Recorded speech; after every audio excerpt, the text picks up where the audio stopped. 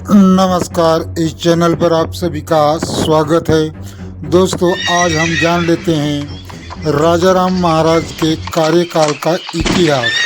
संभाजी महाराज के छोटे भाई राजा राम महाराज, उनके बारे में आज हम इस वीडियो में जान लेते हैं। राजा राम महाराज का जन्म 24 फरवरी 1670 को महाराष्ट्र के रायगढ़ किले में हुआ था।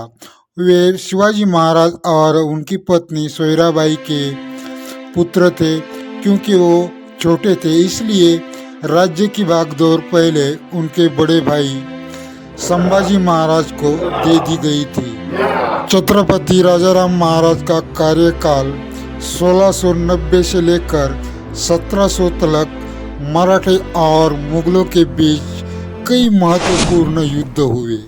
यह समय मराठा साम्राज्य के लिए बहुत कठिन था, क्योंकि मुगलों ने संपूर्ण मराठा राज्य को नष्ट करने के लिए पूरी ताकत लगा दी थी।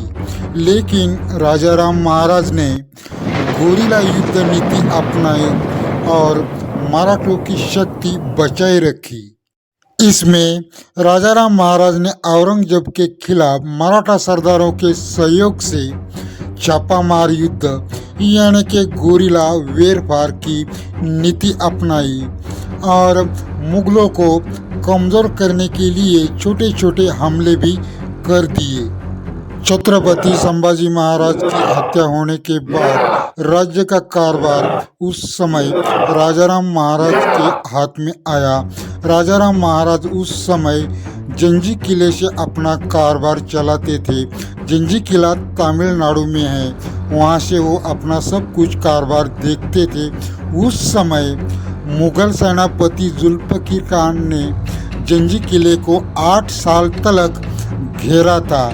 इसी समय वेलोर की लड़ाई भी हुई। जंजी किले को बचाए रखने के लिए ये लड़ाई मुगल और मराठों के बीच में हुई थी।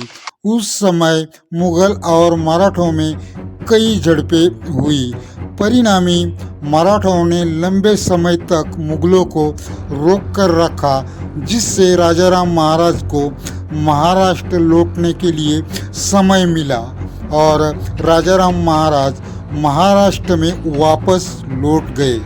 इसके बाद कर्नाटक और दक्कन क्षेत्र में गोरिल्ला युद्ध 1690 से लेकर 1700 तक राजाराम महाराज ने मराठा सरदार संताजी घोरपड़े और धनाजी यादव के नेतृत्व में गोरिल्ला युद्ध जारी रखा। मराठों ने मुगलों की महत्वपूर्ण चौकियों पर हमले किए और उनकी आपूर्ति लाइनें काट दी। इससे मुगलों को भारी नुकसान हुआ और वो मराठाओं को पूरी तरह से बर्खास्त नहीं कर सके। राजाराम महाराज के कार्यकाल में मराठा साम्राज्य अस्तित्व से संकट से गुजर रहा था, लेकिन उन्होंने अपनी रणनीति और सेना के साहस से मुगल को निर्णायक जीत नहीं हासिल करने दी। राजाराम महाराज ने अपने कार्यकाल में मराठों को संगठित भी किया, जिससे भविष्य में पेशवाओं के नेतृत्व में मराठा साम्राज्य को फिर से मजबूत किया गया। तो दोस्तों, राजाराम महाराज का कार्यकाल आपने देखा। आगे देखेंगे राजाराम महाराज के मृत्यु के बाद आगे कौन राजा होता है, उसके बारे में हम जान लेने वाले हैं। राजाराम महाराज का मृत्यु 1670 में हुआ था। उसके बाद आगे देखेंगे। धन्यवाद। चैनल को सब्सक्राइब करना, लाइक करना। मिलते हैं अगले वीडियो में।